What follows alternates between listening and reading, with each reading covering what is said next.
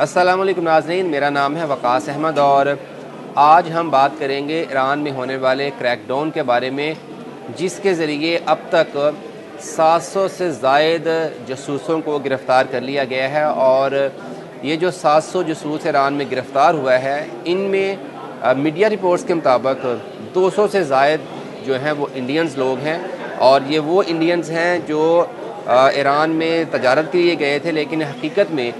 ये इंडिया की खुफिया एजेंसी रॉ के लिए काम करते थे और रॉ जो मालूमात इन जासूसों के साथ इकट्ठ से हासिल करती थी, वो इसराइल की खुफिया एजेंसी मोसाद को मुहैया करती थी। तो इन 700 जासूसों में जिनकी तफसीलात पहली दफ़ा सरकारी तौर पर ईरान की तरफ से शेयर की गई है, इनमें 22 जो है वो आला ऑफिसर्स भी हैं इसराइल की खुफिया एजेंसी मोसाद के। बेसिकली हुआ कुछ यूँ था कि जब 13 तारीख को इसराइल ने ईरान पर फ़ज़ाई हमला किया रात के अंधेरे में अचानक, तो उन फ़ज़ाई हमलों से इतना नुकसान ईरान को नहीं हुआ था जितना नुकसान इसराइल की खुफिया एजेंसी मोसाद और रॉ जो इंडिया की खुफिया एजेंसी है, इनके खुफिया ऑपरेशन जो इन्होंने ईरान के अंदर किया था उससे हुआ था। तो बहुत जल्दी ईरान को ये पता चल गया था कि जो ईरान के अंदर से होने वाली कार्रवाई हैं, जिसमें ईरान के जौहरी साइंसदानों को टारगेट किया गया, उनकी आला मिलिट्री लीडरशिप को टारगेट किया गया, ये सारी मालूमात जो है वो किस तरह से इंडिया और इसराइल की खुफिया एजेंसी के नेक्सस के ज़रिए इकट्ठी की जा रही हैं। तो जैसे जैसे जंग आगे बढ़ती गई ईरान की तरफ से, ईरान की सिक्योरिटी एजेंसीज़ की तरफ से, इन परिंदों के ख़िलाफ़, इन एजेंट्स के ख़िलाफ़ जो क्रैकडाउन था वो भी तेज़ किया जाता रहा। और आज जब सीज़ फायर के दूसरे रोज़ ईरान के वज़ीर ख़ारजा की तरफ से एक ऑफिशियल स्टेटमेंट जारी की गई और उसमें कहा गया कि अब तक जो है वो 700 से ज़ायद अफराद, जिनमें ख़वातीन भी शामिल हैं, उनको गिरफ़्तार किया जा चुका है। और ये सारे लोग जो हैं ये किसी न किसी तरह से सहूलतकारी करते थे, उनके पे रोल पे थे मोसाद के या फिर रॉ के पे रोल पे, ताकि ईरान की जो अहम मालूमात है वो दुश्मनों तक पहुँचाई जा सकें। और इस जो सरकारी बयान आया है, इसमें पहली बार ईरान की तरफ से ये भी ऐलान किया गया है कि पिछले एक हफ़्ते के दौरान, यानी जंग के दौरान जिन लोगों को पकड़ा था उनसे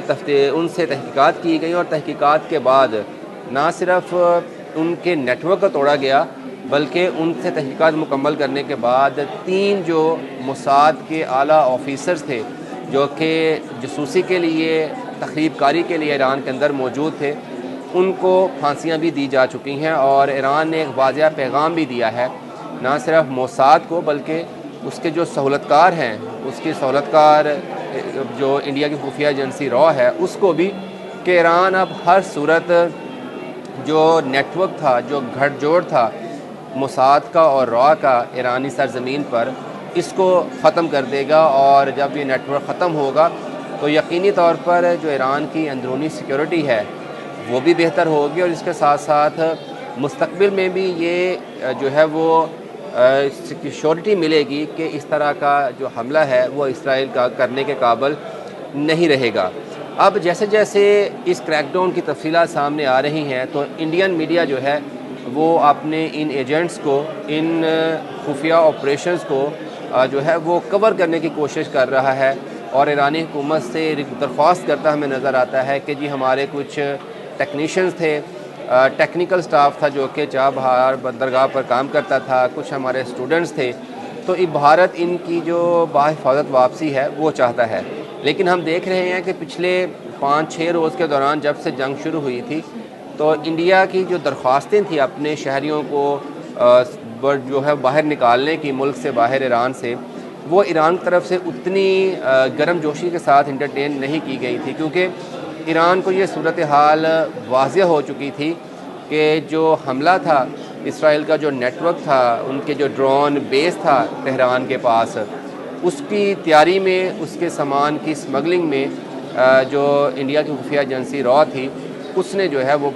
बहुत बड़ा किरदार अदा किया था और ये चाबहार बंदरगाह से ये सारा काम किया गया था। तो जब ये नेटवर्क मुकम्मल तौर पर टूट जाएगा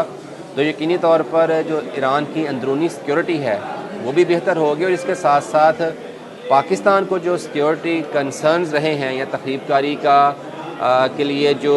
सपोर्ट हासिल रही है, ईरानी सरजमीन से भारत के हाथों वो भी ख़त्म होगी। और आप देखेंगे आने वाले दिनों में कि ईरान की जो अंदरूनी सिक्योरिटी सूरत हाल है वो भी बेहतर होगी, और इसके साथ साथ पाकिस्तान और ईरान के दरमियान जो इंटेलिजेंस शेयरिंग है या रवाबत है